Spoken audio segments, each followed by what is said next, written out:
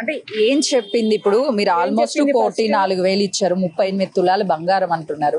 ఏం చెప్పి నమ్మించింది? ఏం చెప్పి నమ్మించింది అంటే ఫస్ట్ రావడమే మనీ అడిగిందమ్మా. పలానా ఆవిడ మా చుట్టాల ఆమె పేరు చెప్పి మనీ ఏదైనా ఉంటే ఇయ్యక్క నువ్వు ఇస్తావు, చాలా మంచిదాను అని చెప్పింది. ఆమె పంపించింది. మాకు బాగా క్లోజ్ చుట్టం అన్నమాట.